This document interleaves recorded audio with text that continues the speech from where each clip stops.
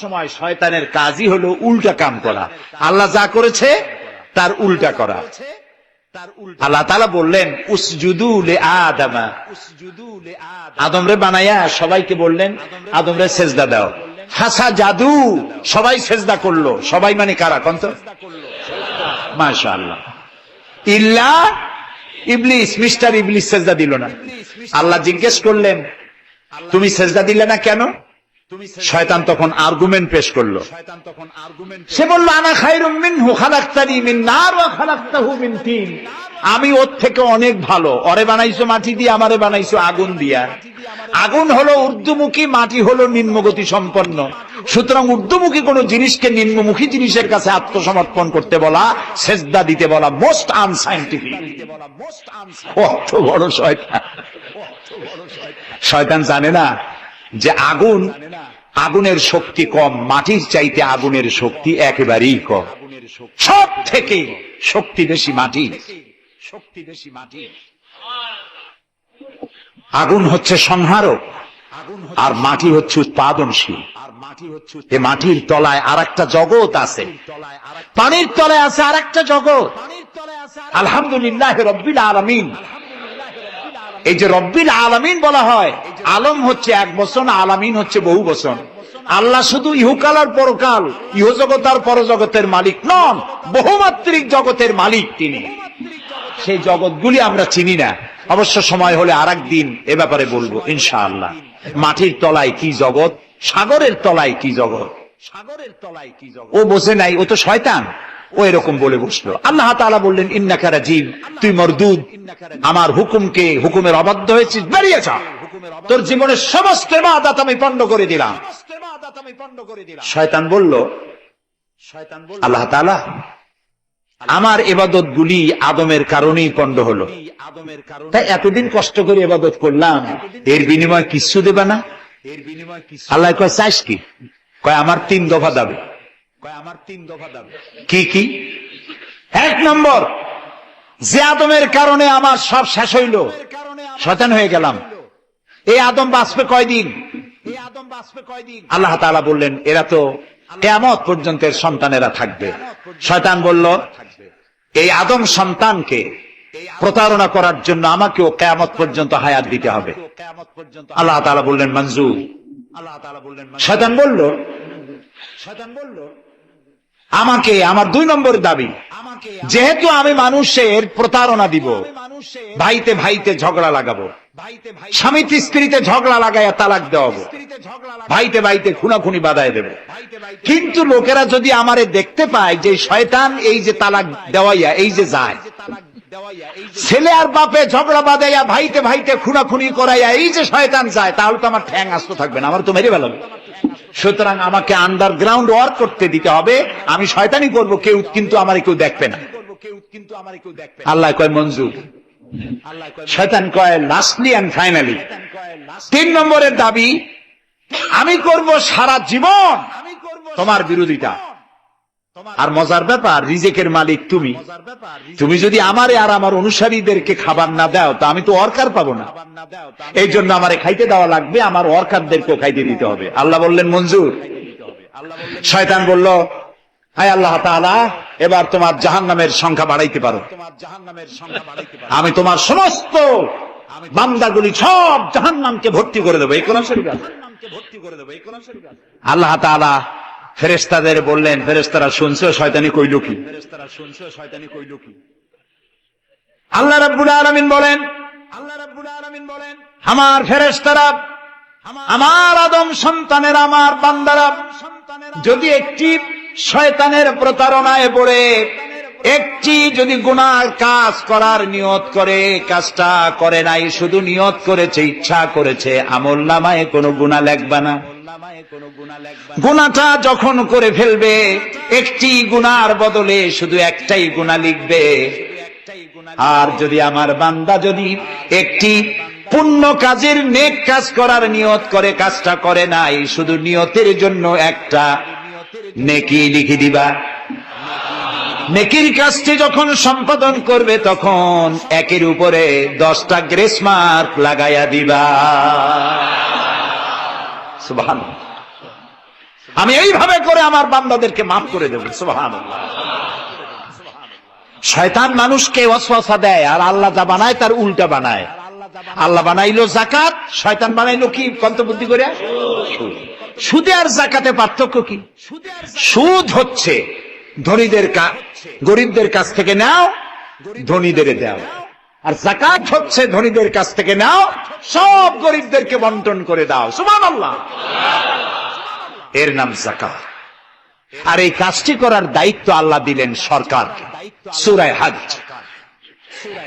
আল্লাহ রাব্বুল আলামিন বলেন, আল্লাযীনা ইম্মাক্কান্নাহুম ফিল আরদ আকামুস সালাত ওয়া আতাউজ যাকাত ওয়া আমারু বিল মা'রুফি ওয়া নাহাউ আনিল মুনকার ওয়া লিল্লাহি আকিবাতুল উমুর। আমি যদি মুমিন বান্দারে ক্ষমতা দেই, তারা 4 দফা কাজ করবে। কয় দফা বলে? 1 নম্বরে মুমিনেরা ক্ষমতায় গিয়ে নামাজ প্রতিষ্ঠা করবে। 1 নম্বর কাজ নামাজ প্রতিষ্ঠা করবে। ক্ষমতায় গিয়ে তারা অর্ডার করবে, বেলা 1টার সময় সমস্ত কোর্ট কাছারি আদালত শিক্ষা প্রতিষ্ঠান কল কারখানা সব বন্ধ হবে আধা ঘন্টার জন্য। জোহরের নামাজ আর দুপুরের খানার বিরতি। নামাজ শেষ আবার কাজ করতে আসো। নামাজ বাধ্যতামূলক।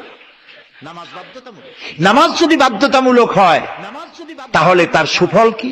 তার সুফল হলো, এসপি যদি বাধ্যতামূলক ভাবে নামাজ হয়, আর এসপি যদি মসজিদের ইমামতি করে দারোগাদের নিয়ে, অফিসারদের নিয়ে, দারোগা যদি, ওসি যদি থানায় পুলিশদের নিয়ে তার ইমামতিতে নামাজ হয়, এমপি যদি তার এলাকার অফিসার দিয়ে নিয়ে ইমামতি করে নামাজে, মন্ত্রী যদি তার এলাকার লোক নিয়ে অফিসারদের নিয়ে সচিবালয় ইমামতি করে, এই মন্ত্রী, এই এমপি, এই ওসি, এই এসপি এদেরকে পিটাইয়া ঘুষ খাওয়ান যাবে?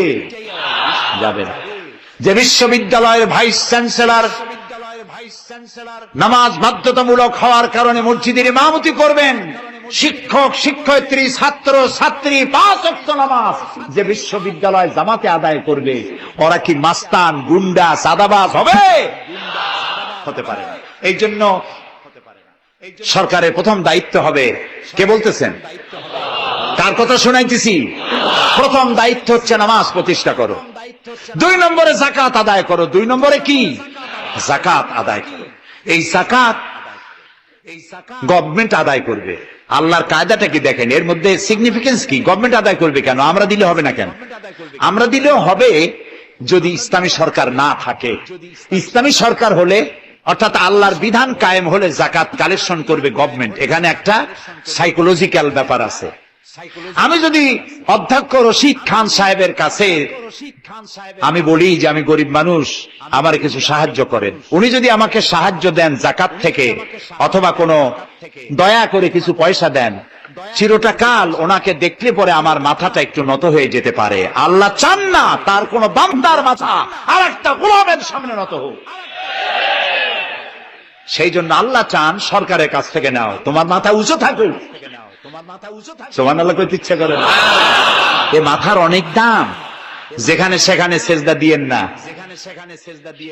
পীর বুজুর্গ দেখলি পায়ের উপরে পড়ে যায়েন না। কদমবসি করতে ইচ্ছা করে করেন, আমি বাধা দেব না, কিন্তু মাথাটা নিচু করেন না। মাথাটা আল্লাহ ছাড়া কারো সামনে নত হতে পারে না। এই মাথার অনেক দাম। আপনার বডি চেনাই যাবে না যদি মাথা না থাকে। আপনার মা অথবা স্ত্রী ছাড়া মস্তকবিহীন বডি চেনা কঠিন। এটা বডির আইডেন্টিটি।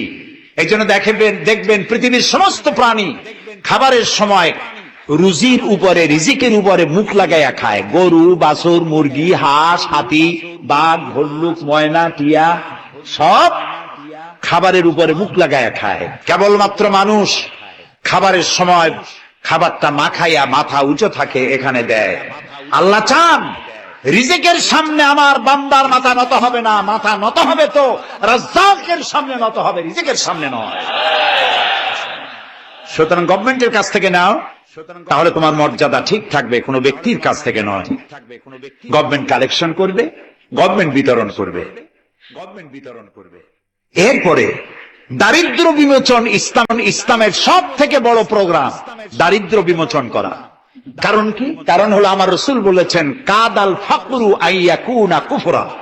দারিদ্র মানুষকে কুফরির মধ্যে ঠেলে দেয়। তার নামাজ রোজা থাকে না, আল্লাহ রসুল থাকে না, দরিদ্রের ধর্ম একখানা রুটি, সে তখন পূর্ণিমার চাঁদকে রুটির মতো দেখে। আছেন একটা কবিতা এরকম, পূর্ণিমার চাঁদ যেন ঝলসানো রুটি, তখন তার ধর্ম হয়ে যায় এটা। এই জন্য রসুল্লাহ বলেছেন কাদাল ফাকরু আইয়াকুনা কুফরা। রসুল্লাহর একটা ব্যাংক ছিল, সেই ব্যাংকের নাম ছিল বাইতুল মাল। এই বাইতুল মাল ব্যাংক যেদিন তিনি এর ইনগুরাল সেশন, উদ্বোধনী দিন, আমাদের ব্যাংকগুলি উদ্বোধন করার সময় কত শামিয়ানা, গেট, তোরণ ইত্যাদি করা হয়। রাসূলুল্লাহর ব্যাংক উদ্বোধন করা হলো মসজিদে নববীর ভিতরে, খেজুর গাছের খুঁটি আর খেজুর গাছ, উটের পশম, খেজুর গাছের পাতার মাটি, এই দিয়া ছাদ। উপরে যদি বৃষ্টি হয় আধা ঘন্টা, নিচে বৃষ্টি পড়ে 1.5 ঘন্টা, পাতার ট্যাপট্যাপানি। এরকম একটা মসজিদের ভেতরে বসে রাসূলুল্লাহ ব্যাংক উদ্বোধন করলেন আর বললেন, বুখারীর হাদিস, মান তারাকা দায়নান আও দিয়ান ফানাইয়া। আমার রাষ্ট্রের ভিতরে কোন মানুষ যদি ঋণগ্রস্ত অবস্থায় মারা যায় আর তার ঋণ পরিশোধের অর্থ যদি না থাকে, তাহলে তার ঋণ পরিশোধের দায়িত্ব আর তার বিবি বাল বাচ্চা প্রতিপালনের দায়িত্ব আমি মুহাম্মদ আমার কাঁধের উপরে নিয়ে নিলাম। দারিদ্র বিমোচনের জন্য নবী করিম সাল্লাল্লাহু আলাইহি ওয়াসাল্লাম মানুষকে কাজ দিয়েছেন, ভিক্ষা কম দিয়েছেন। কেউ চাইলে, রসুলের আদত মুবারক ছিল, কেউ কিছু চাইলে পকেটে হাত দিতেন, থাকলে দিতেন। জীবনে একদিনের জন্য কাউকে না বলেন নাই। বলেছেন কিছু নাই, বলতেন আজকে দিতে পারলাম না, তুমি আবার এসো, দেব না, এরকম কথা জীবনে একবারও বলেন নাই। সুবহানাল্লাহ। শুধু দিয়েছেন, কিছু নেন নাই। আল্লাহ, সারা জীবন মানুষের কষ্ট বুকের উপরে ধারণ করেছেন, কাউকে কষ্ট দেননি। ক্ষুধার্ত মানুষের দুয়ারে দুয়ারে গেছেন, নিজে ক্ষুধায় কষ্ট করেছেন। হযরত আবু বকর, ওমর মসজিদে নববীর ভেতরে বসে অসময় বসে আছেন। রাসূলুল্লাহ দিনের বেলা জিজ্ঞেস করলেন, তোমরা এই অসময় এখানে কেন? তারা বললেন, আমরা ক্ষুধার্ত, 2-3 দিন কিছু খাই না। রাসূলুল্লাহ বললেন, আমারও তো একই অবস্থা, চলো। 3 জন বেরিয়ে গেলেন। মসজিদে নববীর পাশেই ছিল হযরত আবু আইয়ুব আনসারী রাদিয়াল্লাহু তাআলা আনহুর বাড়ি। আমি 1973 সনে স্বাধীন বাংলাদেশের প্রথম হজ আমি করেছিলাম। 4733 টাকা ছিল বিমানের ভাড়া। তখন মসজিদে নববীর পাশেই ছিল আবু আইয়ুব আনসারী রাদিয়াল্লাহু তাআলা আনহুর বাড়ি। সেই বাড়িতে গেলাম। ওইখানে একটা বাক্সের ভিতরে, একটা গ্লাসের বাক্সের ভিতরে ছিল রসুলের ব্যবহার করা তরবারি, তীর আর ধনুক। আমি বহুত চেষ্টা করছিলাম গ্লাসটা উঠাবার জন্য, কারণ এটা সেই তরবারি, সেই তীর, সেই ধনুক যেখানে আমার রসুলের হাতের পরশ লেগেছিল। যদি ধরতে পারতাম প্রাণ করে একটা চুমা দিতাম। এই বাড়িতে গিয়ে রাসূলুল্লাহ উপস্থিত হলেন। আবু আইয়ুব আনসারী 3 জন মেহমান, এর থেকে শ্রেষ্ঠ মেহমান আছে? স্ত্রীকে বললেন, তাড়াতাড়ি একটা ছাগল জবাই করো, রুটি বানাও। তিনি চলে গেলেন বাগানে। বাগান থেকে কিছু খোরমা আনলেন। হাদিস শোনাচ্ছি, গল্প নয়। কিছু খোরমা এনে রাসূলের সামনে রাখলেন। রাসূলুল্লাহ বললেন, এর মধ্যে কাঁচা, পাকা, আধা পাকা 3 পদের খাজুর, আমি কোনটা খাবো? হযরত আবু আইয়ুব বলেন, 3 প্রকারের খেজুরে আপনি হাত দিবেন, কারণ আপনার হাত যে প্রকারের খেজুরের গায়ে লাগবে আমার বাগানে আল্লাহ রাব্বুল আলামিন সেই খেজুরে বরকত দিয়া দিবে। কিছুক্ষণ পরে রান্না হয়ে গেল। রাসূলের সামনে গোশত আসলো, রুটি আসলো। আল্লাহর নবী খাবারের শুরুতে 2-1টা রুটি আর 2-3টা গোশত টুকরা রুটি দিয়া পেঁচায়া হযরতে আবু আইয়ুব আনসারীর হাতে দিয়া দিলেন। বললেন, আবু আইয়ুব, এই রুটি আর গোশত টুকরা নিয়ে যাও, আমার কলিজার টুকরা মা ফাতেমা গত 3 দিন হলো কিছু খায় নাই। দুনিয়ার মানুষের খাবার পৌঁছায়ছেন, নিজে না খেয়ে থেকেছেন। হযরত আয়েশা বলেছেন, 1 দিন 2 দিন না, মাসের পর মাস রাসূলুল্লাহর স্ত্রীদের ঘরে চুলায় আগুন জ্বলে না। হযরত ওমর রাদিয়াল্লাহু তাআলা আনহু রাসূলুল্লাহর ঘরে প্রবেশ করেছেন। এখনো ঘরটা আছে। মসজিদে নববীর কোনায় ছোট্ট ঘরটা, বিশ্বনবীর ঘর। তিনি ঘরের মধ্যে প্রবেশ করে দেখেন রাসূলুল্লাহ শুয়ে আছেন। তারপরে হযরত আবু বকর সালাম করলেন, রাসূলুল্লাহ উঠে বসলেন।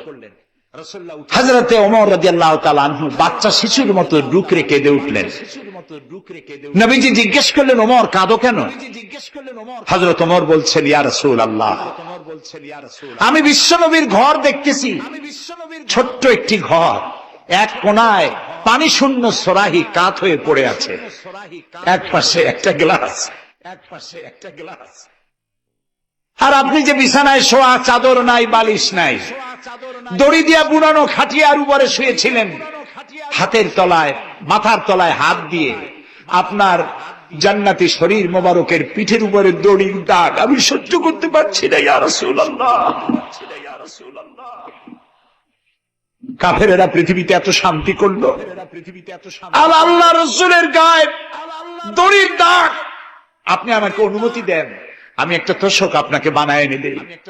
রাসূলুল্লাহ বললেন, ওমর, আমি যদি হুকুম করি, এই যে ওহদ পাহাড়টা আমার জন্য সোনায় পরিণত হয়ে যাবে। আমি পৃথিবীতে শান্তি করতে আসি নাই, এসেছি মানবতার মুক্তির জন্য, কল্যাণের জন্য। নবী করিম সাল্লাল্লাহু আলাইহি ওয়াসাল্লাম এই যাকাতের বিধান কায়েম করলেন। মানুষের দুয়ারে দুয়ারে খাবার পৌঁছে গেল, বৃদ্ধরা ভাতা পেল, বয়স্করা ভাতা পেল, বেকারেরা তাদের কাজের সংস্থান পেয়ে গেল। অবস্থা এমন হলো, হযরত ওমর ইবনে আব্দুল আজিজ রাহমাতুল্লাহ আলাইহির সময় যাকাত কে নেবে, যাকাত কে নেবে চিল্লানো হতো, ঢোল বাজানো হতো। একজন লোক পাওয়া যেত না যে যাকাত আমার দরকার। ইতিহাস লিখছে, ওই সময় একজন লোক তার সাদকার টাকা নিয়ে ঘুরতেছে যে যাকাত কাকে দিবে। 3 দিন হলো যাকাত নেওয়ার মতো একটা লোক পেল না। অবশেষে ক্লান্ত হয়ে মরুদ্যানের মধ্যে বসে আছে। কিছু সময় পর দেখলো যে একটা লোক, ধুলায় ধূসরিত চেহারা, তিনি এসেছেন, হাতে একটা বড় টোপলা। এই লোকটি বলল, পথিক, আসসালামু আলাইকুম, আমি 3 দিন ঘুরলাম এই দেশে, একটা মানুষ পেল না যাকে আমি সাদকার টাকা, যাকাতের টাকা দিতে পারি।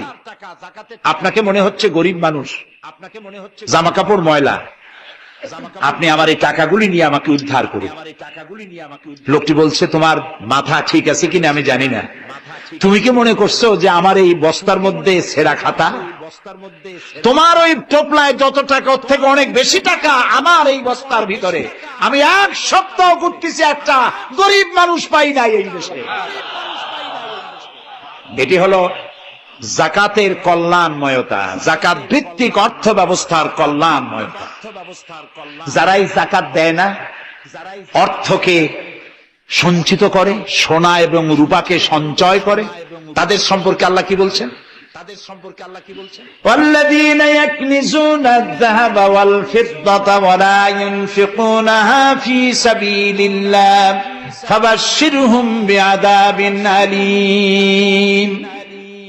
যারা নাকি রৌপ্য এবং স্বর্ণ সঞ্চয় করে, আমার রাস্তা খরচ করে না, মানে গরিবদের দেয় না, সঞ্চিত করে রাখে, তাদের জন্য কঠিন পীড়াদায়ক শাস্তির সুসংবাদ দাও। প্রশ্ন উঠতে পারে, শাস্তির কি সুসংবাদ হয়? শাস্তির কি হয়? আল্লাহ সুসংবাদ বললেন কেন? এটা বোঝাবার জন্য ছোট্ট একটি দৃষ্টান্ত যথেষ্ট। মা যদি ছেলেকে কন্ট্রোল করতে না পারে, দারুণ দুষ্ট, মা তখন বলে, দাঁড়া, তোর বাপ আসুক, আমি তারে নালিশ করব, এমন পিট্টি দেবে, তখন মজা টের পাবে। পিটাইলে কি মজা লাগে? তাহলে মজা বললো কেন? শাস্তির তীব্রতা বোঝাবার জন্য মজা শব্দ ব্যবহার করা হয়। এটা কোরআনে কারীমের বাগধারা। আল্লাহ তাআলা বলছেন, তীব্র শাস্তির সুসংবাদ দাও। স্বর্ণ আর রৌপ্য জমা করে রেখেছো, যাকাত দাওনি। বহু মহিলার অসংখ্য সোনার রূপা আছে, যাকাত দেন না। কবে কালে ঘটবে সেই বিবাহে সজ্জিত হয়ে যাবেন, সারা বছরে যাকাত দিলেন না, এতগুলি সোনা আটকায় রাখলেন কেন? আল্লাহ চান না টাকা পয়সা পুঞ্জীভূত হয়ে থাকুক। কোরআন শুধু নামাজ রোজা নয়, দেখুন না আল্লাহ কি বলছেন, আল্লাহ বলছেন কায়লা ইয়াকুনা দুলাতাম বাইনাল আগনিয়াই মিনকুম, আল্লাহ বলছেন তোমাদের কিছু সংখ্যক ধনীদের মধ্যে তোমাদের সম্পদগুলি পুঞ্জীভূত হয়ে যাক, এটা আমি চাই না। এটা যাকাত, ফিতরা, সাদকা এককালীন দানের মাধ্যমে গোটা জাতির মধ্যে পৌঁছে যাক, তাহলে মানুষের উপকার হবে। সুতরাং 7.5 তোলা নিচ পর্যন্ত যাকাত আপনার না দিলে চলবে। যখন 7.5 তোলা হবে তখনই যাকাত শুরু হবে। যত বেশি হয় গোড়া থেকে শুরু করে সবটা দিতে হবে। 52 তোলা রূপা হলে যাকাত দিতে হবে।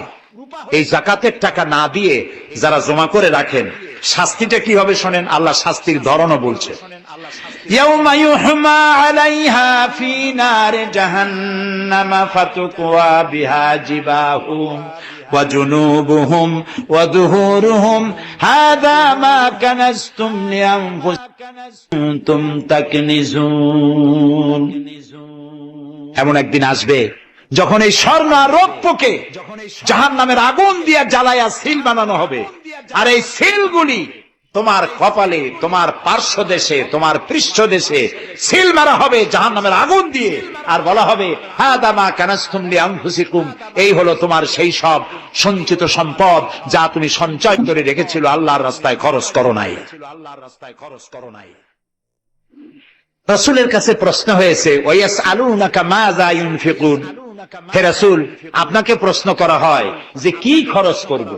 আল্লাহ তাআলা বলছেন কুলিল আফওয়া, বলুন প্রয়োজনের অতিরিক্ত জিনিস আল্লাহর রাস্তায় খরচ করে দাও।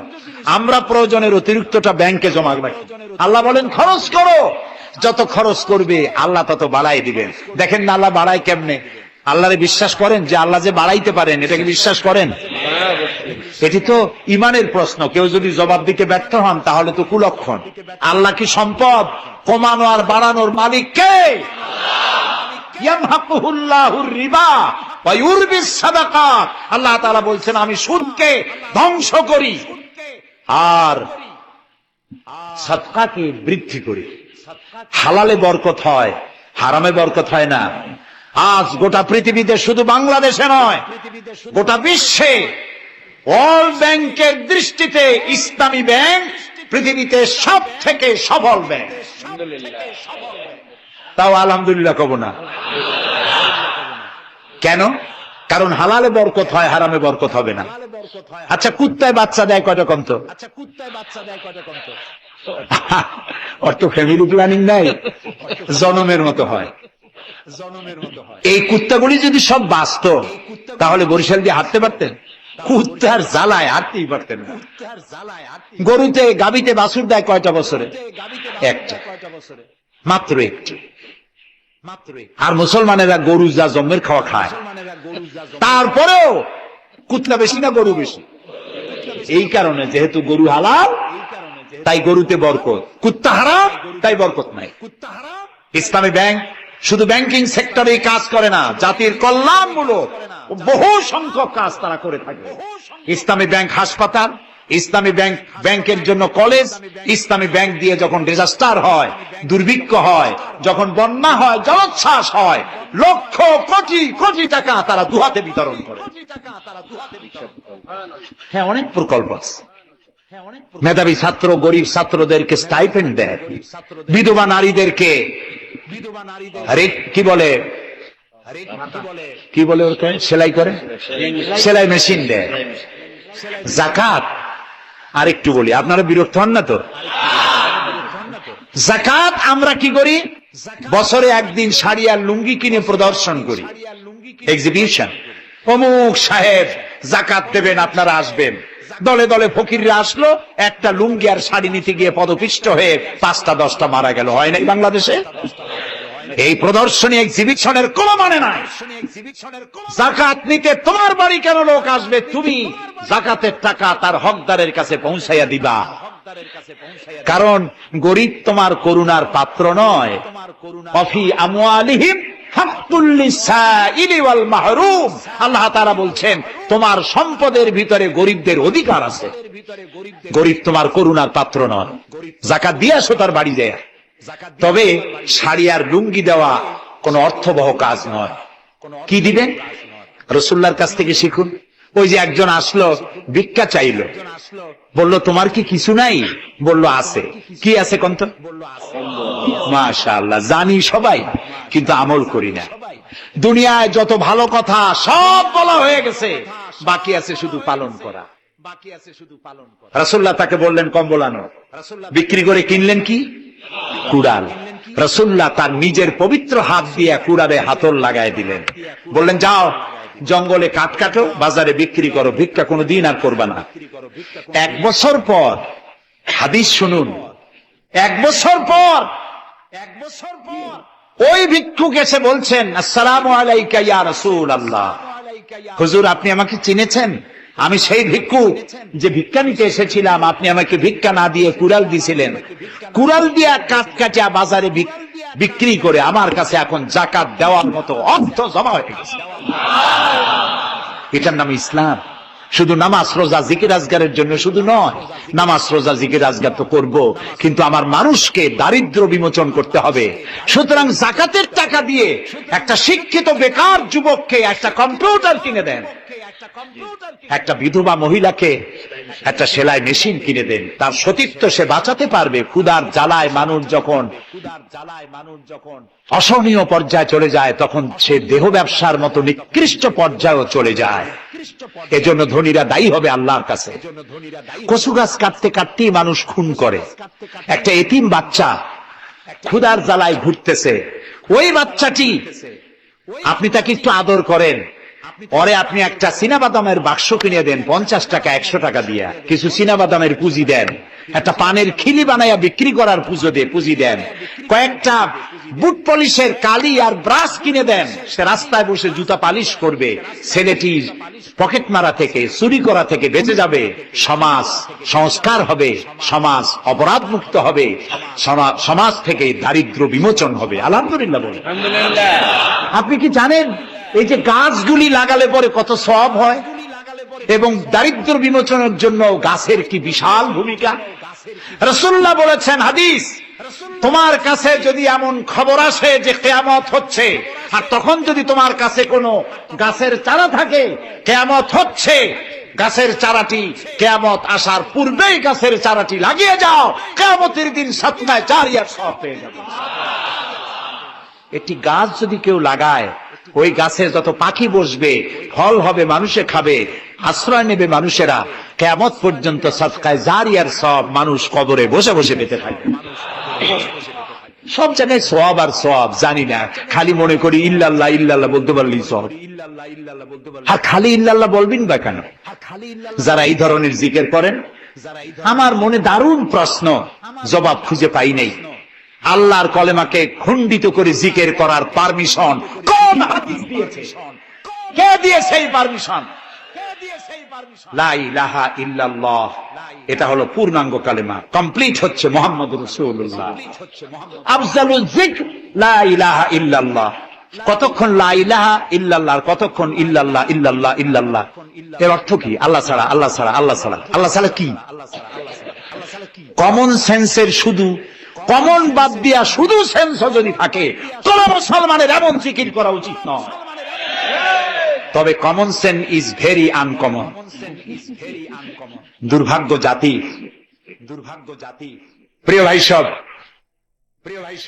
দারিদ্র বিমোচনের জন্য আল্লাহ তাআলা এসব ব্যবস্থা করে রেখেছেন। কাজ করে খাও, আয় থেকে দায় শোধ করো।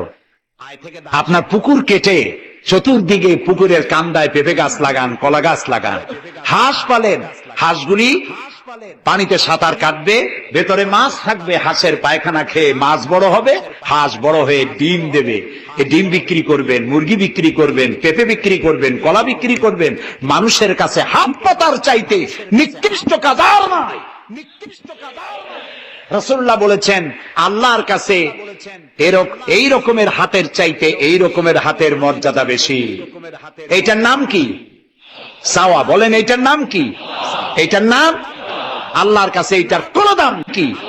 এইটার নাম আল্লাহর কাছে এইটার কোনো দাম নাই, আল্লাহর কাছে এইটার কোনো দাম নাই, আল্লাহর কাছে দাম এইটা। এই জন্য যারা শ্রমিক, শ্রমিকদের সম্পর্কে আমার রাসূল বলেছেন আল কাসিব হাবিবুল্লাহ, যারা সহজে উপার্জন করে খায় ওরা আল্লাহর বন্ধু, ওরা আল্লাহর বন্ধু। আপনারা শ্রমিক না, সেই জন্য সুবহানাল্লাহ কইতে পারলেন না। আলহামদুলিল্লাহ বলে রাসূলুল্লাহর হাদিস শোনাচ্ছি, আমি গাজী কালু চম্পাবতীর পুঁথি শোনাচ্ছি না। আল কাসিব হাবিবুল্লাহ, যে ব্যক্তি স্বহস্তে উপার্জন করে খায় সে আল্লাহর বন্ধু। এখন যদি কোন রিকশাওয়ালা, কুলি মজুর, ঠেলাওয়ালা যদি মনে করে আল্লাহর বন্ধু যখন হইছি নামাজ রোজা দিয়ে আর করবো কি, এটি কিন্তু ঠিক নয়। আল্লাহর বন্ধু হওয়ার জন্য নামাজ রোজা অত্যন্ত জরুরি। আর আপনি যে কষ্ট করে খাচ্ছেন, আপনার পয়সা হালাল। যে ব্যক্তি রিকশা চালায়, 2.5 মনে বস্তা মাথায় করে স্টিমারে উঠায়, ওর চাইতে হালাল পয়সা কারো নাই। মাথার ঘাম পায়ে ফেলে উপার্জন করছে।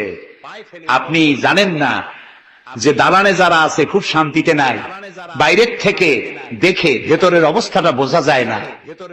গুলশান, বনানী, আভিজাত্যপূর্ণ এলাকার বিশাল বিশাল বাড়ি দেখে আপনার চোখ ধাঁধা লেগে যেতে পারে, খুব শান্তির নিলয়। না, শান্তি নাই। বাড়ির মালিক, বহু টাকার মালিক, রাত্রির বেলায় ঘুম হয় না, কোন ফাঁক দিয়া জানলার পাশ দিয়ে গুলি এসে বুক ঝাঁঝরা করে দেয়, ঘুম নাই। জনমের মতো অসুখ হইছে, প্রত্যেক দিন সোনার চাউল দিয়ে ভাত খাইতে পারে, কিন্তু ডাক্তার তার রুজি কন্ট্রোল করে দিয়েছে। পাঙ্গাসের পেটি, খাসির চর্বি খাইতে পারবেন না, ভাত কম খাবেন। সকালবেলায় ডিমের পুষ, দুপুর বেলায় 1 স্লাইস টুস, সন্ধ্যাবেলায় ফলের জুস, খাওয়া শেষ। বউ তো কথা শোনে না, হাজারো কাজ করে ঘরমুক্ত হয়ে স্বামী ফিরেছে। বিবি সাহেবা, বেগম সাহেবা পেখম ধরে হাতে ভেরিটি ব্যাগ নিয়ে স্বামীর সামনে থেকে হন হন করে যাচ্ছে। স্বামী বেচারা কষ্ট করে জিজ্ঞেস করছে, তুমি কই যাও? বলছে, আই এম ভেরি বিজি। ছেলে হয়েছে কয়টা? সব গুন্ডা, মাস্তান। মাথায় এত বড় চুল, হাতে এত বড় নখ। মেয়েগুলি বয়ফ্রেন্ড নিয়ে কোথায় চলে গেছে? বেটা বাড়ির কাজের লোক, কাজের মেয়েদের হাতের দেওয়া খানা খাইলো, আদর পাইল না, যত্ন পাইল না, সম্মান পাইল না। খাইয়ে নিজে নিজে শুয়ে আছে, এতগুলা ঘুমের ট্যাবলেট খাইছে, ঘুমও আসে না।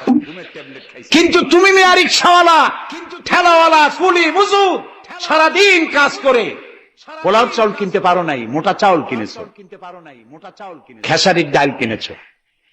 একটু কিনে বাড়িতে বউ রান্না করেছে। আমি এই চোখে দেখা কথা বলি, আল্লাহ তাআলা এই বয়সে কম দেখান নাই। কমলাপুর রেল স্টেশনের বস্তি দেখেছি, অনেক বস্তি এলাকায় গিয়েছি। স্বামী বসে খাচ্ছে, ঘরমাক্ত রিকশা চালায় আসছে, 2.5 মনে বস্তা টানে আনছে। স্ত্রী খাবার তুলে দিচ্ছে, আরেকটু খাও, খুব কষ্ট করেছো, আরেকটু খাও। ওর ঘরে ফ্যান নাই, কাপড়ের আঁচল দিয়ে স্বামীর কপাল মুছে দিচ্ছে, আরেকটু খাও। এত কষ্ট করো তুমি। ওর ঘরে ফোমের বিছানা নাই, চটের মতো শক্ত বিছানা, বালিশ নাই, ইটের মতো শক্ত, কাপড়ের একটু কভার দাও। এরকম একটা বালিশের উপরে সারাদিনের শ্রান্তি আর ক্লান্তি নিয়ে আর ঘুমায় গেছে।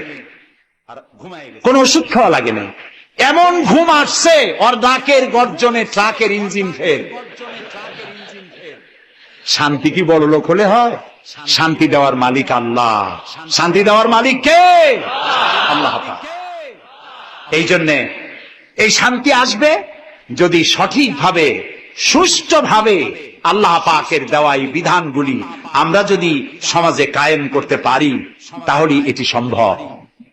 আমার দেশে এখন যদি যাকাতের টাকা কালেকশন করা হয়, তাহলে আমরা একটা হিসাব করেছি। আমি একটা ব্যাংকের সাথে জড়িত আছি, আপনারা জানেন বোধহয়, ইসলামী ব্যাংক। এর জন্ম লগ্ন থেকে আমি আছি এর সাথে। সেই হিসেবে আমরা একটা জরিপ চালাইছি।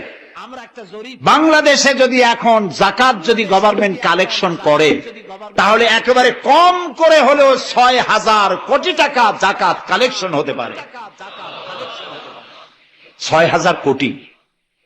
আর অক্ষ এস্টেট আছে বাংলাদেশে, লক্ষ লক্ষ একর জমিন, যা বিভিন্ন মোতাল্লি তারা সিন্দাবাদের দত্তের মতো অক্ষ সম্পত্তির উপরে চেপে বসে আছে। এই অক্ষ সম্পত্তি যদি উদ্ধার করা যায় আর যাকাত আর ওশরের টাকা যদি গভর্নমেন্ট কালেকশন করতে পারে, বাংলাদেশের দারিদ্র বিমোচনের জন্য পৃথিবীর কারো কাছ থেকে একটি টাকাও নেওয়ার দরকার নাই। এই যে ৬,০০০ কোটি টাকার শূন্যতা ভ্যাকুয়াম সৃষ্টি হলো বাংলাদেশে, এই শূন্যতা পূরণের জন্য এগিয়ে এলো এনজিওরা এবং তারা সুদের বাণিজ্য শুরু করলো। ব্যাংক সুদ নেয় 15 or 17%, আর এনজিওরা নেয় 35 থেকে 40%। মারাত্মক সুদখোর সমাজে কাবুলিওয়ালাদের মতো সুদ চালু করে দিয়েছে। প্রিয় ভাই সব, বাংলাদেশ একটি সম্পদশালী দেশ। যারা বলে, আমি পার্লামেন্টে একবার বক্তৃতায় বলেছিলাম যে যারা বলে বাংলাদেশ গরিব, আমি তাদের সাথে একমত হতে পারি না। আমার দেশ সম্পদশালী দেশ, আলহামদুলিল্লাহ বলে। আমার দেশ, এ বাংলাদেশের আবাদযোগ্য জমির পরিমাণ 2,40,00,000 একর। আলহামদুলিল্লাহ বলবেন না? এখানে বনজ সম্পদ আছে 32,53,860 কিলোমিটার বর্গমিটার নিয়ে, বর্গমাইল জুড়ে। এখানে আল্লাহর হিকমতটা দেখেন। সুন্দরবন আমাদের থেকে দূরে না কাছে? বরিশাল, বরগুনা, বাগেরহাট, সাতক্ষীরা, এই এলাকায় সুন্দরবন কে বানাইছে? কোন গভর্নমেন্ট বানিয়েছে? কেন আজ অন্য জায়গায় বানানো হলো না কেন? উত্তরবঙ্গে বানাইলো না কেন? কারণ আমাদের বঙ্গোপসাগর হলো সাইক্লোন জোন। এখান থেকেই ঘূর্ণিঝড়ের উৎপত্তি হয়, সাইক্লোন জোন। 240, 80, 300 অথবা সহস্র মাইল স্পিডে বা 500 মাইল স্পিডে ঝোড়ো হওয়া প্রবাহিত হওয়ার জন্য ঘূর্ণিঝড় প্রস্তুতি দেয়। আবহাওয়া বার্তা দিয়ে তা শোনানো হয়। উপকূলীয় এলাকায় যদি আল্লাহ তাআলা সুন্দরবন তৈরি না করতেন, তাহলে সমুদ্রের ঘূর্ণিঝড়ের প্রথম ধাক্কায় কুয়াকাটা, পটুয়াখালী, বরগুনা, সাতক্ষীরা, পিরোজপুর, বাগেরহাট, বরিশাল প্রথম ধাক্কায় উড়ে চলে যেত। আল্লাহ তাআলা কি দয়া, সুন্দরবন বানাই দিয়ে প্রোটেক্টেড করছেন। তাও আমরা সুবহানাল্লাহ বলবো না। এই সুন্দরবন রক্ষার জন্য গভর্নমেন্ট পাহারাদার লাগিয়েছে, কিন্তু পাহারাদারেরা নিজেরাই রক্ষকরা হইছে ভক্ষক, জন্মের খাওয়া খাইতেছে। আল্লাহ দেখলেন যে এরা তো এই ধরনের মানুষ খুব বেকায়দা, সেই জন্য আল্লাহ তাআলা নিজেও কিছু পাহারার ব্যবস্থা করলেন। সেই পাহারাদার কে? Royal Bengal tiger. যদি সামনে পড়েন 10 কোটি টাকা ঘুষ দেবেন, এ কথা শুনলেও আপনারে ছাড়বে না। যাতে বংশানুক্রমে পৃথিবীর মানুষ, দেশের মানুষ এগুলি ভোগ দখল করতে পারে, আল্লাহ সেই জন্য পাহারাদার রেখে দিয়েছেন। সুবহানাল্লাহ। আমার দেশে রয়েছে পানি সম্পদ। বাংলাদেশে ছোট বড় 250টি নদ নদী আছে, যেগুলির দৈর্ঘ্য 3,200 বর্গমাইল। আছে পানি সম্পদ, আছে পশু সম্পদ, আছে মৎস্য সম্পদ, সর্বোপরি আছে এই বাংলাদেশের 14 কোটি মানুষের 28 কোটি হাত। এই হাতগুলি যদি ভিক্ষুকের হাত না হয়ে কর্মীর হাত হয়ে যায়, তাহলে আমাদের দেশ গরিব থাকতে পারে না। আমার দেশের সম্পদের অভাব নাই, যথেষ্ট সম্পদ আছে, শুধুমাত্র ইকুয়াল ডিস্ট্রিবিউশন নাই। সৎ এবং যোগ্য নেতৃত্বের অভাবে এই চরম দুরবস্থার সৃষ্টি হয়েছে। আরো হয়েছে রাজনৈতিক প্রতিহিংসার কারণে। তা না হলে আমরা পৃথিবীর মধ্যে দাঁড়ায় যেতাম। যুদ্ধ বিধ্বস্ত জাপান কোথা থেকে কোথায় গেল? উত্তর কোরিয়া আমেরিকাকে চ্যালেঞ্জ করছে। থাইল্যান্ড যারা নারী ব্যবসা করে জীবন বাঁচাইতো, সেই থাইল্যান্ড এখন, আমি মেলবোর্ন ইউনিভার্সিটিতে আমার প্রোগ্রাম ছিল, যাওয়ার সময় ব্যাংকক হয়ে গেলাম। একটি হোটেলে আমার থাকার জায়গা ছিল। 30 কিলোমিটার লম্বা ফ্লাইওভার ব্যাংককে। বিল্ডিং গুলি দেখতে হলে এরকম তাকালে মাথা টুপি পড়ে যায়, এত উঁচু, মাথা টুপি পড়ে যায়, এত উঁচু উঁচু বিল্ডিং। সিঙ্গাপুর কোত্থেকে কোথায় গেল? আমরা যে তিমিরে ছিলাম সেই তিমিরেই রয়ে গেল। আমাদের বুঝতে হবে, আমার ইসলাম দারিদ্র্যের বিকাশের জন্য আসে নাই, দারিদ্র্য বিমোচনের জন্য এসেছে। সুন্দর একটি সমাজ বিনির্মাণের জন্য ইসলাম এসেছে এবং তা গণতান্ত্রিক প্রক্রিয়ার মধ্য দিয়ে। নবী করিম সাল্লাল্লাহু আলাইহি ওয়াসাল্লাম যদি বলতেন ইন্তেকালের সময় যে আমার মেয়ে নেতৃত্ব দিবে, আমার নাতি নেতৃত্ব দিবে, বলেন কার বাবার হিম্মত ছিল এটার প্রতিবাদ করার? তিনি কি তা করেছেন? না। ইন্তেকালের সময় জিজ্ঞাসিত হয়ে তিনি বললেন, আমার পরে তোমাদের মধ্যে যিনি বেশি যোগ্য, খোদাভীরু, আল্লাহকে ভয় করে, তেমন লোককে তোমরা নেতা নির্বাচিত করো। আবু বকর রাদিয়াল্লাহু তাআলা তাই বলেছেন, ওমর, ওসমান, আলী তাই বলেছেন। সুবহানাল্লাহ বলেন। ওয়া আমরুহুম শুরা বাইনাহুম, এটি হলো গণতন্ত্র। তোমরা তোমাদের পরামর্শ ভিত্তিতে তোমাদের রাষ্ট্র সমাজ পরিচালনা করো। সুবহানাল্লাহ বলেন। কে বলে কোরআন শুধুমাত্র একটি ধর্মগ্রন্থ, বেদ আর বাইবেলের মতো? নিশ্চয়ই নয়। কোরআন একটি পূর্ণাঙ্গ জীবন বিধান যা মানুষের জীবনের কথা বলে। এ মাসটার নাম কি? আরবি মাসের নাম কি? মুহররম। এটি সেই মাস যে মাসে খেলাফতকে প্রতিষ্ঠার জন্য রাসূলের কলিজার টুকরা নয়নের পুতুল ইমাম হোসেন কারবালার ময়দানে শাহাদাত বরণ করেছিলেন, রাজতন্ত্রের বিরোধিতা করেছিলেন। হযরত ইমাম হোসেন তিনি দেখতে পেলেন 680 খ্রিস্টাব্দে সিরিয়ার দামেস্কে এজিদ ক্ষমতা দখল করলো অগণতান্ত্রিক পদ্ধতিতে, এবং সরকারি মালের কোনো হিসাব নাই, অডিট নাই, স্বৈরাচারী কায়দায় তিনি ক্ষমতা দখল করে মদিনার আহলে বায়াত যারা মদিনার নেতৃবৃন্দকে তার আনুগত্য করার জন্য বাধ্য করলো। ইমাম হোসেন যে মায়ের পেটে এসেছেন, যে পিতার পেটে জন্মে এসেছেন, যে নানার কোলে বড় হয়েছেন, তিনি কি এই দৃশ্য চোখে দেখতে পারেন? তিনি বললেন, আমি কুফায় যাব। কুফার লোকেরা দাওয়াত দিল, তিনি কুফায় রওনা করবেন। মদিনার লোকেরা হাতে পায়ে ধরলো, কুফায় আপনি যাবেন না। তিনি বললেন, আমি কোন ক্রমে এজিদের বশ্যতা স্বীকার করব না, আমি এর বিরোধিতা করবই। মাত্র 72 জন লোক নিয়ে তিনি কুফার দিকে অগ্রসর হলেন। এই 72 জনের মধ্যে 40 জন পুরুষ আর 32 জন নারী আর শিশু। তিনি যখন কারবালা প্রান্তরে পৌঁছে গেছেন, ইবনে জিয়াদ কুফার গভর্নর, তিনি বাধা দিলেন, বললেন, আমার দরবারে হোসেনকে হাজির করো।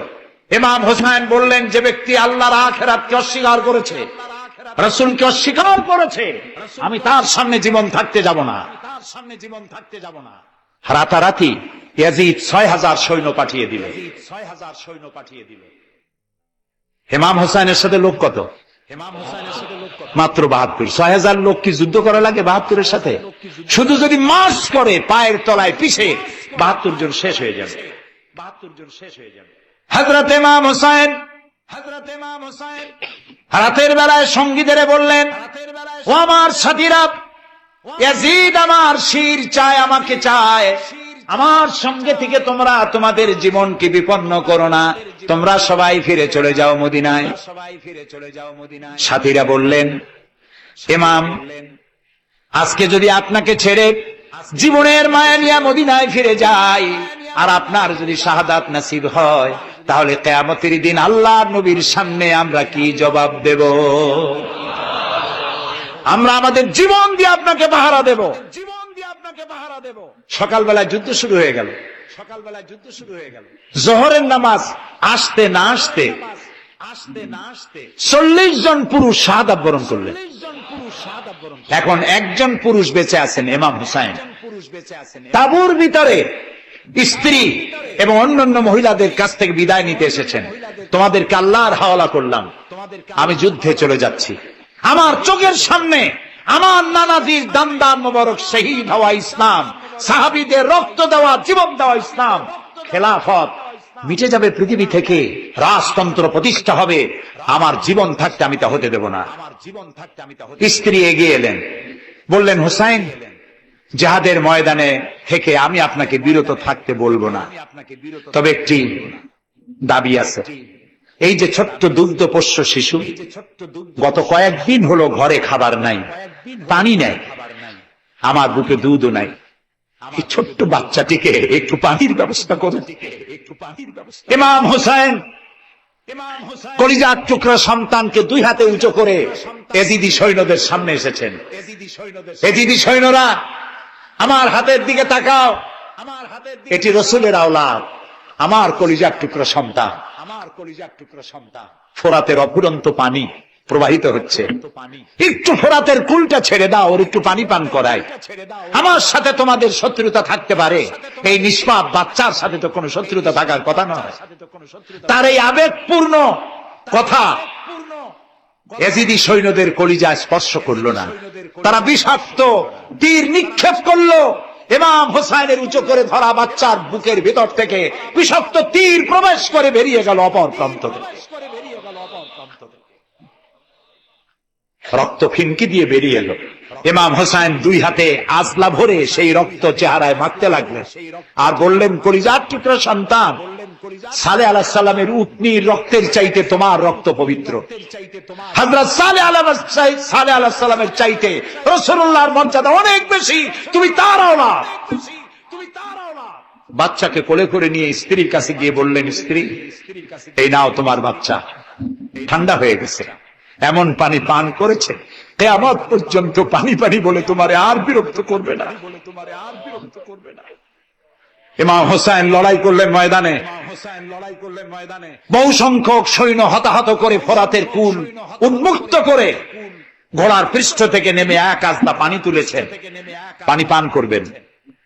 মুখের কাছে যখন আকণ্ঠ তৃষ্ণার্ত পিপাসার্ত হোসাইন মুখের কাছে পানি নিয়েছেন, হঠাৎ ভেসে উঠল মনের পর্দায়, একটু আগে আমার কলিজার টুকরা সন্তান এই পানির অভাবে চলে গেল। 40 জন মানুষ বিদায় হলো, এক ফোঁটা পানি দিতে পারলাম না, এই পানি আমি কেমনে খাই? হাতের থেকে পানি পড়ে গেল। অশ্বের পৃষ্ঠে আরোহণ করলেন, চতুর্দিক থেকে তীর আর তরবারি আসতে লাগলো। ইমাম হোসেন বললেন, থামো, একটু থামো, তোমরা কাকে তীর বিদ্ধ করছো? আমি কি তোমাদের রসুল মুহাম্মদ সাল্লাল্লাহু আলাইহি ওয়াসাল্লামের নাতি নই? আমি কি তোমাদের রসুলের কলিজার টুকরা মা ফাতেমার নয়নের মণি নই? কেমন করে আমার গায়ে তোমরা তীর মারো? উম্মে সালমা, আমাদের মা উম্মে সালমা রাদিয়াল্লাহু তাআলা আনহা, সকাল বেলায় 11ই মুহররম সকাল বেলায় তিনি ঘরে বসে কাঁদতেছেন। কয়েকজন প্রতিবেশী মহিলা এসে বলছেন, মা আপনি কাঁদেন কেন? তিনি বলছেন, আজকে রাত্রে আমি স্বপ্নে দেখেছি রাসূলুল্লাহ আমার বাড়ি এসেছেন, আমি দেখতে পেলাম আল্লাহ রসুলের চোখ দিয়ে পানি পড়ছে, দাড়ি মোবারক ধুলা মাখা, মুখখানা বলি। আমি জিজ্ঞেস করলাম, ইয়া রাসূলুল্লাহ, আপনি কাঁদেনই কেন? মুখখানা মলিন কেন? দাড়ি মুবারকে ধুলোবালি কেন? রাসূলুল্লাহ বললেন, উম্মে সালমা, তুমি জানো না আমি এইমাত্র কারবালা থেকে এসেছি, আমি দেখে এলাম আমার কলিজার টুকরা হুসাইনের শির মুবারক তার দেহ থেকে বিচ্ছিন্ন করে ঘোড়ার পদতলি, ঘোড়া দিয়ে পদদলিত করা হয়েছে তার দেহ মুবারক। ইসলাম এত সহজে আসে না, অনেক রক্ত পাড়ি দিয়ে এসেছে ইসলাম। হযরতে হোসাইনের মস্তক মুবারক ইয়াজিদি সৈন্যরা একটা প্লেটে করে নিয়ে কুফার গভর্নর ইবনে জিয়াদের সামনে রেখেছে। ইবনে জিয়াদ চেয়ারে বসা, সিংহাসনে বসা, ইমাম হোসাইনের মস্তক মুবারক তার পায়ের কাছে রেখেছে। কলঙ্কিত ইতিহাস, কি করে আমি শুনাই আপনাদের? ইবনে জিয়াদ চেয়ারে বসে পায়ের কাছে রাখা ইমাম হোসাইনের ঠোঁটের উপরে লাঠি দিয়ে নাড়তেছে। হযরত যায়েদ রাদিয়াল্লাহু তাআলা আনহু 80 বছর বয়স, তিনি বলছেন, ইবনে জিয়াদ, এতক্ষণ যা করেছো মুখ বুজে সহ্য করেছি, কিন্তু এখন যেটা তুমি করতেছো পায়ের কাছে কার ব্যথা? তুমি যে ঠোঁটের উপরে লাঠি দিয়ে নাড়তেছো, আমি যায়েদ, আমি দেখেছি রাসূলুল্লাহ 1000 বার এই মুখের উপরে চুমা খেয়েছে। তোমার বেয়াদবি বন্ধ করো। প্রিয় ভাই সব, রাজতন্ত্র নয়, রাজতন্ত্র নয়, পরামর্শ ভিত্তিক সমাজ ব্যবস্থা প্রতিষ্ঠার জন্য আল্লাহ তাআলা ইসলাম দিয়েছেন, দ্বীন দিয়েছেন। সেই জীবন ব্যবস্থা ইসলাম আজকে এই পৃথিবীতে মুসলমানদেরকে সন্ত্রাসী জাত হিসেবে চিহ্নিত করার জন্য, উগ্র জাতি হিসেবে, সহিংস জাতি হিসেবে, অগণতান্ত্রিক জাতি হিসেবে প্রমাণিত করার জন্য পাশ্চাত্য শক্তি তারা নবী করিম সাল্লাল্লাহু আলাইহি ওয়াসাল্লামের ব্যঙ্গচিত্র এঁকে দুনিয়ায় ছড়িয়ে দিয়েছে। আজকে জুমার খুতবায় আমি কসাই মসজিদে বলেছিলাম, রাসূলুল্লাহর মাথার উপরে বোমা আকৃতির পাগড়ি বেঁধেছে, পাশে দুইটা অর্ধনগ্ন মেয়ে লোক রেখেছে। নাউজুবিল্লাহ। তোদের মতো অসভ্য আছে পৃথিবীতে? ডেনমার্ক, আমেরিকা, ইউরোপ, তোমরাও কি মানুষের মতো কাজ করেছ? বিশ্ব নবী পৃথিবীতে সব দিয়েছেন, কিছু নেন নাই। তাকে অপমান করার অর্থ হচ্ছে মানব সভ্যতাকে অপমান করা। রাসূলকে অপমান করার ক্ষমতা কারো নাই। তার সম্মান পাহাড় সমান নয়, তার সম্মান আকাশ সমান নয়। রাসূলের সম্মান আল্লাহর আরশ পর্যন্ত। আল্লাহ তার আরশে আজিমে কাউকে দাওয়াত দেন নাই, বিশ্ব নবীকে দাওয়াত দিয়েছিলেন। আমি আমার বরিশালবাসীদের বলবো, মুসলমানদেরকে ধৈর্য ধারণ করতে হবে, আরো সংযমী হতে হবে। আমরা প্রতিবাদ করব, অবশ্যই প্রতিবাদ করব, কিন্তু জ্বালাও পোড়াওতে আমরা যাব না। আমরা কারো পতাকা পোড়ানো, কারো অফিসে ভাঙচুর করা, এটা আমাদের কাজ না। আমরা গড়ার জন্য এসেছি, আমরা ভাঙ্গার জন্য আসি নাই। কেউ অসভ্য হলে আমরা অসভ্য হতে পারি না। ওরা অসভ্য, ওরা বর্বর, ওদের জীবনে ভালোবাসা নাই, তাই ওরা প্রতি বছর একটা দিন ভালোবাসা দিবস পালন করে। আমার জীবনে ভালোবাসার অভাব নাই। ইসলাম সর্বশ্রেষ্ঠ জীবন ব্যবস্থা। এই কল্যাণময় জীবন ব্যবস্থা প্রতিষ্ঠার জন্য এগিয়ে আসতে হবে মুসলমানদেরকে, সকলকে, হিন্দুদেরকেও। হিন্দু, বৌদ্ধ, খ্রিস্টানদের বলি, আমার প্রিয় ভাইয়েরা, আপনাদের মধ্যে আমাদের মধ্যে পার্থক্য খুবই কম। হিন্দুরা বলেন এক ব্রহ্মা, দ্বিতীয় নাস্তি, আমরা বলি লা ইলাহা ইল্লাল্লাহ। কথা প্রায় কাছাকাছি। আপনারা পুনর্জন্মে বিশ্বাসী, আমরা পুনরুত্থানে বিশ্বাসী। আমরা খুব ভালো আছি, এই দেশটা খুব ভালো দেশ, পূজা আর রোজা একসাথে হয়, আমরা অনেক আরামে আছি। এদেশে সাম্প্রদায়িক সম্প্রীতি নাই বলে যারা বিদেশে বদনাম ছড়ায়, তাদের হেদায়েতের জন্য আমরা আল্লাহর কাছে দোয়া করি, আল্লাহ তাদের হেদায়েত করো। ক্ষমতা হারায় মানুষ এত পাগল হয় যে দেশের বিরুদ্ধে কথা বলে, মায়ের বিরুদ্ধে কথা বলে, রাষ্ট্রের বিরুদ্ধে কথা বলে। আল্লাহ এদের হেদায়েত নসিব করে দিন। প্রিয় ভাই সব, আমার হিন্দু ভাইয়েরা, অমুসলিম ভাইরা যারা আসছেন, আমি তাদেরকে বলবো, এই কোরআন শুধু মুসলমানদের জন্য নয়। আপনার ইসলাম কবুল করা লাগবে না। আমি ইউরোপ, আমেরিকা, অস্ট্রেলিয়া, আফ্রিকায় যখন অমুসলিমদের মধ্যে বক্তৃতা করি, তখন বলি আপনাদের মুসলমান হওয়া লাগবে না। যে ধর্মে আছে সে ধর্মে থেকেই যদি কোরআন বর্ণিত আইন যদি মানেন, আপনি শান্তি পাবেন দুনিয়ায়, শান্তি পাবেন আখিরাতে। পরকালেও শান্তি পাবেন কিনা আল্লাহ ভালো জানেন, তবে দুনিয়ার শান্তি তো পাবেনই। কোরআনের আইন সকলের জন্য প্রযোজ্য। প্রিয় ভাই সব, আমি এখন মুনাজাতের দিকে আগাবো। ইসলামের ব্যাখ্যা দিচ্ছিলাম, ইন্নাদ-দীনা ইনদাল্লাহিল ইসলাম। ইসলামের চাইতে কল্যাণময় জীবন ব্যবস্থা পৃথিবীতে আর নাই। বলেন সুবহানাল্লাহ। আমি মুনাজাতের দিকে যাচ্ছি, আর মুনাজাতের আদব হলো বসা। এই রাস্তা জুড়ে যত মানুষ দাঁড়ানো আছেন, সব মানুষ বসুন।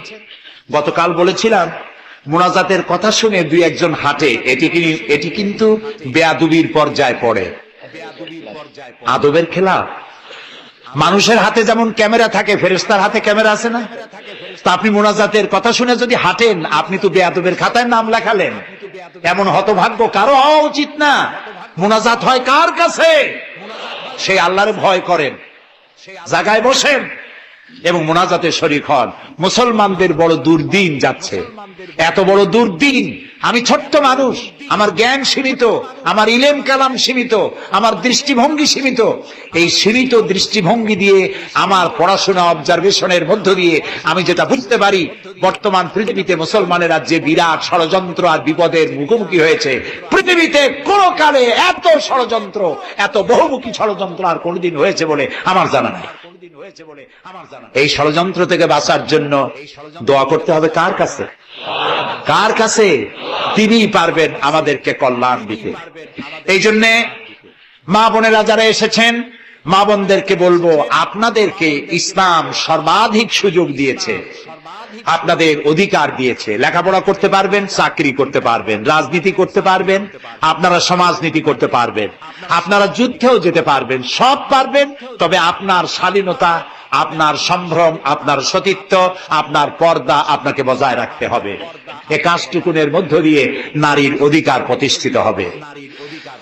সেজন্য আমি মা বোনদেরকে বলবো, আসুন ইসলামকে জানি, ইসলামকে বুঝি, ইসলামের সাথে নিজেদেরকে সম্পৃক্ত করি। এটি শুধুমাত্র নামাজ রোজা হজ জাকাতের ধর্ম নয়। নামাজ রোজা হজ জাকাত সহ অর্থনীতি, সমাজনীতি, রাষ্ট্রনীতি সবকিছুর সমন্বয় একটা জীবনের স্কিম, একটি পরিকল্পনা যা দিয়েছেন আল্লাহ তাআলা। সুবহানাল্লাহ। আর ওই কথার প্রতিবাদ করি যারা আল্লাহর আইন প্রতিষ্ঠার নামে বোমা হামলা করে, সন্ত্রাসী তৎপরতা চালায়, এরা জিহাদকে অবমাননা করেছে। জিহাদ আর যুদ্ধ এক কথা নয়, জিহাদ আর কিতাল এক কথা নয়, হোলি ওয়ার এবং জিহাদ এক কথা নয়। সুতরাং আল্লাহর আইন প্রতিষ্ঠার নামে যারা সন্ত্রাসী তৎপরতা চালায় তারা একটি জঘন্য কাজ করছে। যারা বোমা মারে আল্লাহর আইন প্রতিষ্ঠার জন্য, তারা মানুষ নয়, তারা মানুষ নামের কলঙ্ক, তারা নরপশু। বলুন তো তারা কি? তারা জানোয়ার। হরকতুল জিহাদ, তারপরে জামাতুল মুজাহিদিন, জুমরাতুল মাসাকিন, আবার আরেকটা নতুন সংগঠন বেরোচ্ছে নাকি শুনলাম, তার নাম করেছে তারা আল জঙ্গিতুল জংলা। এরা কোন জঙ্গল থেকে বাইর হবে আল্লাহ জানে। আপনারা যদি এদের ধরতে পারেন, এদেরকে থানায় সোপর্দ করবেন। আপনি যদি জানতে পারেন, আপনার ছেলের রুম আপনার পরিদর্শন করা উচিত।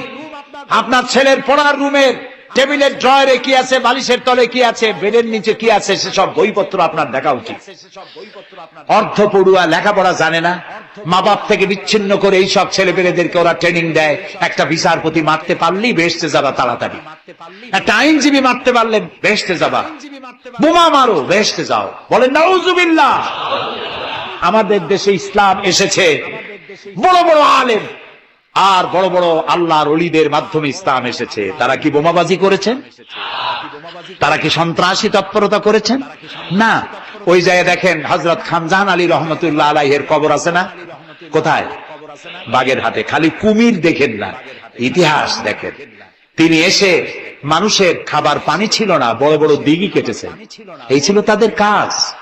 দিঘি কেটেছেন, পুকুর করেছেন, রাস্তা করেছেন, মসজিদ করেছেন। হযরত শাহজালাল রহমতুল্লাহ আলাইহি গৌর গোবিন্দের বিরুদ্ধে যুদ্ধ করা লাগে নাই, শুধু আযান দিয়েছেন। আর তাদের মূর্তিগুলির কম্পন শুরু হলো।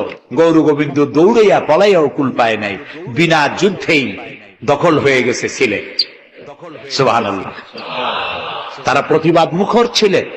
হযরতে মুজাদ্দেদ আল ফিসানি রহমতুল্লাহ আলাইহি সম্রাট আকবরের বিরুদ্ধে প্রতিবাদ করেছেন, জেল খেটেছেন, সমাজ সংস্কার করেছেন। এ ছিল অলিউল্লাহদের কাজ। আমাদের দেশে শর্ষিনার পীর, ফুরফুরার পীর, জৌনপুরের পীর, চরমোনাইর মরহুম পীর হযরত মাওলানা ইসহাক সাহেব রহমতুল্লাহ আলাইহি পীরের মতো পীর ছিলেন। আমি ছাত্র জীবনে তার অনেক ওয়াজ শুনেছি। কান্দা মানুষ পাগল হয়ে যেত। গাছের তার তলারটা দুটো খাওয়ার অভ্যাস ছিল না। তিনি মানুষকে ব্যঙ্গ করেন নাই, কারো বিরুদ্ধে উল্টা পাল্টা ফতোয়া দেন নাই। আমার কাছে ইসলাম, কারো কাছে ইসলাম নাই, এই বাজে কথা তিনি জীবনেও বলেন না। আমরা তাকে সম্মান করি। এইসব বড় বড় অলিউল্লাহ আর আলেমরা এদেশে ইসলাম প্রচার করেছে, সন্ত্রাসের মধ্য দিয়ে নয়, ভালোবাসা দিয়া, উন্নয়নমূলক কাজ করে মাদ্রাসা, মসজিদ, এতিমখানা প্রতিষ্ঠা করে করেছেন। সুতরাং এই সন্ত্রাসী তৎপরতা যারা চালায় তারা মানুষ নয়, তারা জানোয়ার, তারা পশু। এদেরকে ধরিয়ে দিন, পুলিশকে ধরিয়ে দিন। আমরা সরকারের শুকরিয়া আদায় করি। আলহামদুলিল্লাহ বর্তমান সরকার এদের নেটওয়ার্ক ভেঙে চুরমার করে দিয়েছে। বাকি আছে দুই শয়তান। এই দুই শয়তান আজ হোক কাল হোক ধরা পড়বেই ইনশাআল্লাহ। ইনশাআল্লাহ বলেন। এবং এদের দৃষ্টান্তমূলক প্রচন্ড শাস্তি হবে ইনশাআল্লাহ। যারা আমাদের দেশকে বদনাম করেছে, বাংলাদেশ পৃথিবীর দ্বিতীয় বৃহত্তম মুসলিম দেশ, গণতান্ত্রিক দেশ, এই দেশকে অন্যের পরাধীনতা থেকে আমাদের দেশকে আমাদের বাঁচাতে হবে। এই জন্য আলেম ওলামাদেরকে চিন্তা করতে হবে, ভাবতে হবে আগামীতে যেন এই দেশ কোন দেশের তাবেদার গোলাম রাষ্ট্রে পরিণত না হয়ে যায়। কারা এটা করতে পারে? কারা ক্ষমতায় আলেমদেরকে গ্রেফতার করবে? কারা ক্ষমতা এলে মাদ্রাসা বন্ধ করে দেবে, কারা ক্ষমতা এলে শাইখুল হাদিসকে দড়ি দিয়া বাঁধে বরিশাল জেলখানায় ঢুকাইয়া চোরের সাথে রাখবে। ওদেরকে চিনতে হবে, ওদেরকে চিনতে হবে। আর ঐক্যবদ্ধভাবে যারা আলেমদের পক্ষে, মাদ্রাসার পক্ষে, যারা আলেমদেরকে অসম্মান করে না, আলেমদেরকে মর্যাদা দেয়, তাদের সাথে থাকুন। এই দেশের সমস্ত মাদ্রাসাগুলি ফাজেলকে ডিগ্রির মান, কামেলকে মাস্টার্সের মান দেওয়া হবে ইনশাআল্লাহ। কওমি মাদ্রাসাগুলোকে স্বীকৃতি দেওয়া হবে ইনশাআল্লাহ। আমার দেশে ইসলাম প্রচারিত হয়েছে দুটি শিক্ষা ব্যবস্থার মধ্য দিয়ে, আলিয়া এবং কওমি। আমরা কোনোটাকে ঘৃণা করি না, দুটোই।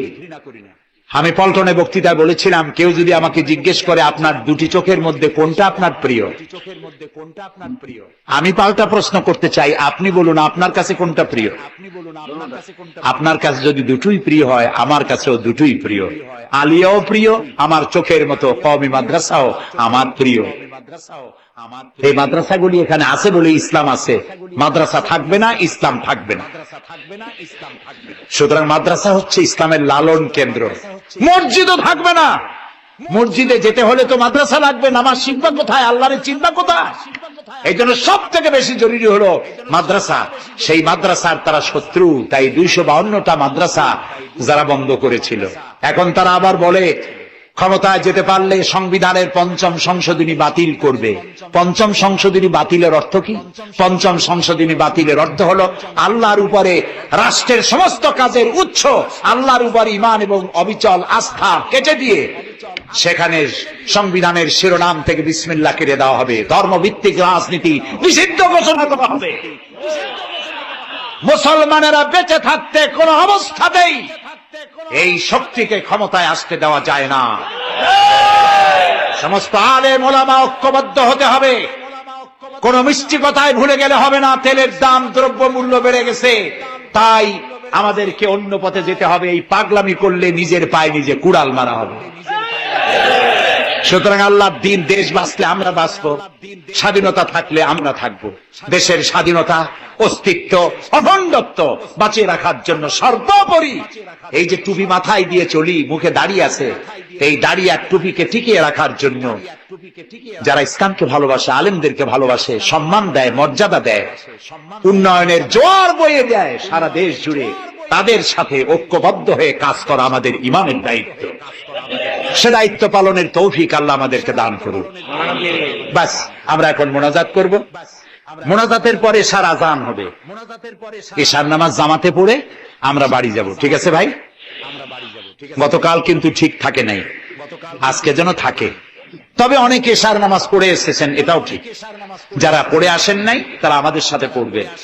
নামাজ না থাকলে ঈমান থাকবে না।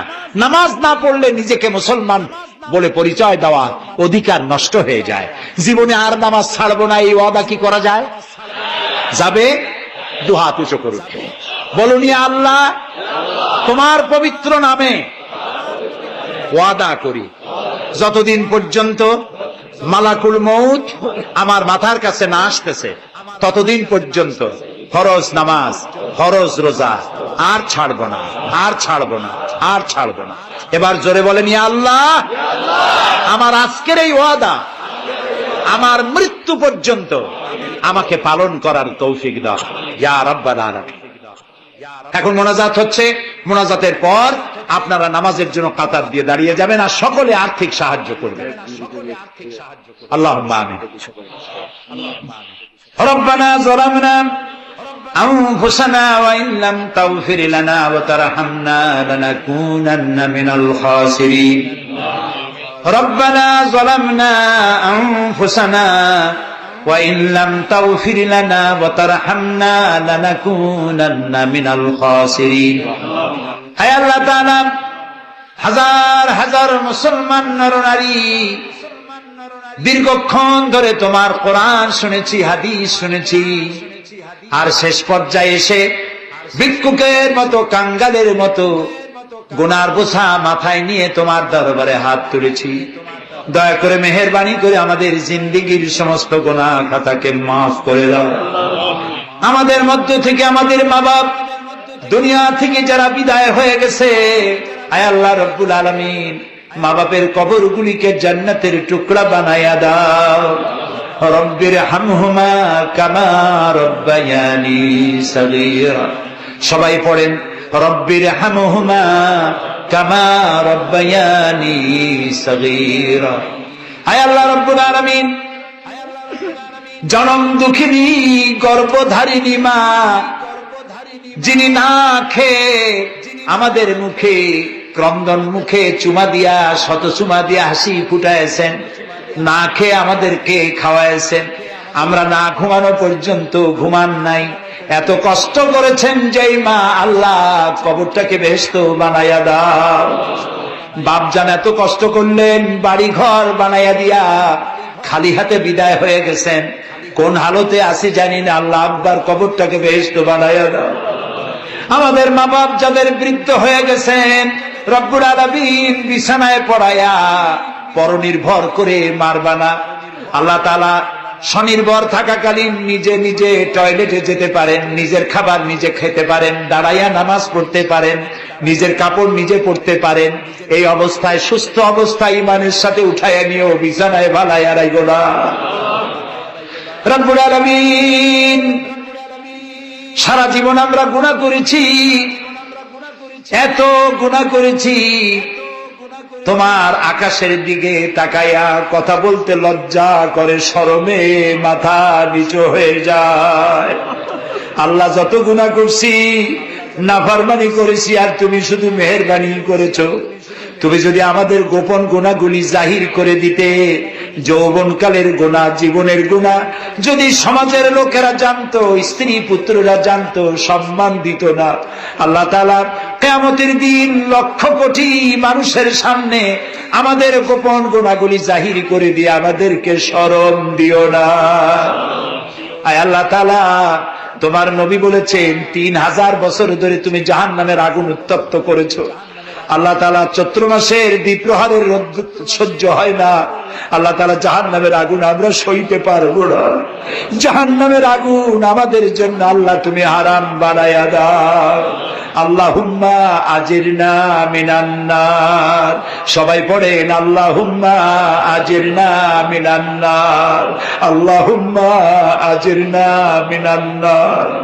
আয় আল্লাহ তাআলা, তামাম পৃথিবীতে মুসলমানেরা আজ বড় বিপদে, মুসলমানদের কেউ দেখার নাই।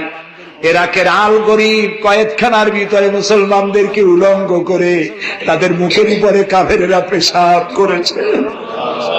গুয়ান্তানামো কারাগারের ভিতরে মুসলমানদের বান্দা তাদের সামনে কোরআন শরীফের উপরে পেশাব করেছে। রাসূলুল্লাহর মাথায় বোমা উঠাইয়া দিয়েছে।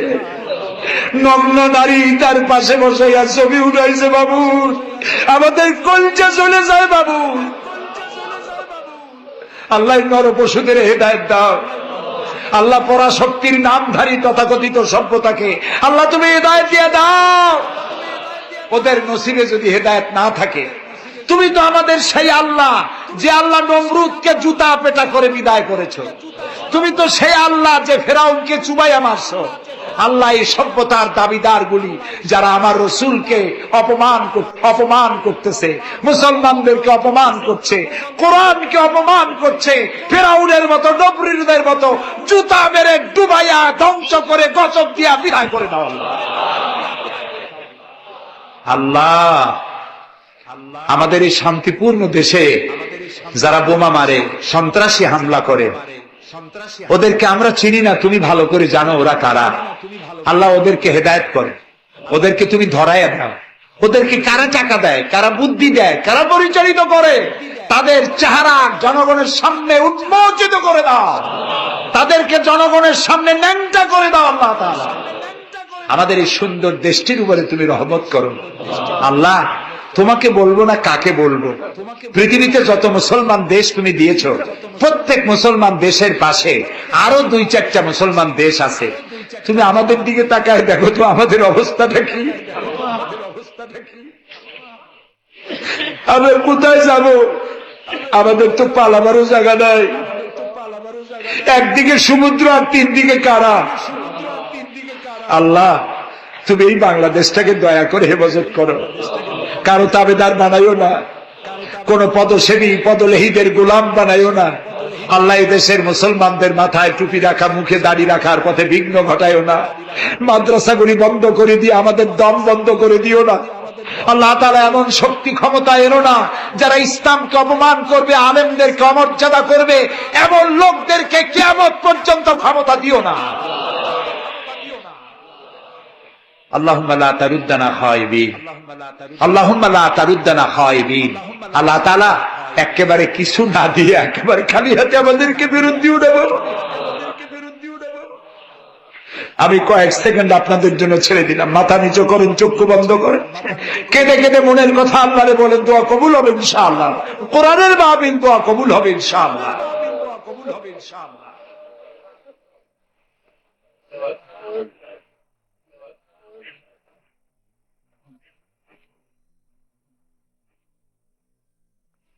আয় আল্লাহ, তুমি নিশ্চয়ই শুনতে পাচ্ছ আমরা কি বলছি, তুমি নিশ্চয়ই দেখতে পাচ্ছ আমরা কোথায় বসা আছি।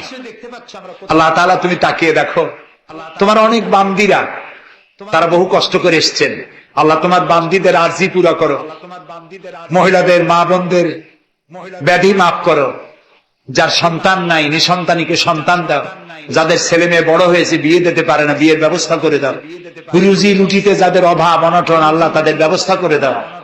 আল্লাহ তাআলা আমাদের দেশে যারা নৈরাজ্য সৃষ্টি করতে চায়, অস্থির করতে চায় দেশটাকে, আল্লাহ তাদের হাত থেকে দেশটাকে রক্ষা করো। এই বরিশালের উপরে রহমত নাজিল করো। এখানে যারা ব্যবসা বাণিজ্য করে হালাল ভাবে ব্যবসায় বরকত দাও। এদেশে হিন্দু মুসলমান খ্রিস্টান বৌদ্ধ সাম্প্রদায়িক সম্প্রীতি নিয়ে বসবাস করার তৌফিক দান করে দাও। আলেম ওলামা পীর বুজুর্গদের মধ্যে মহব্বত কায়েম করে দাও। যারা আলেম ওলামাদের মধ্যে বিদ্বেষ সৃষ্টি ছড়ায়, যারা ইসলামী আন্দোলনের বিরুদ্ধে ফতোয়া দিয়া আল্লাহ তাআলা যারা বিঘ্ন ঘটাতে চায়, আল্লাহ দয়া করে তাদেরকেও হেদায়েত করো। অনেকে দোয়া চেয়েছেন, যিনি যেভাবে দোয়া চেয়েছেন তুমি জানো, তার দোয়া পূরণ করো। আল্লাহ তাআলা এই মাহফিলে জনগণকে সাহায্য করার তৌফিক দাও। আল ফারুক সোসাইটিকে কিয়ামত পর্যন্ত কবুল করে নাও। ربنا تقبل منا إنك أنت السميع العليم وتب علينا إنك أنت التواب الرحيم سبحان ربك رب العزة عما يصفون وسلام على المرسلين والحمد لله رب العالمين واجعل آخر كلامنا عند الموت لا إله إلا الله محمد رسول الله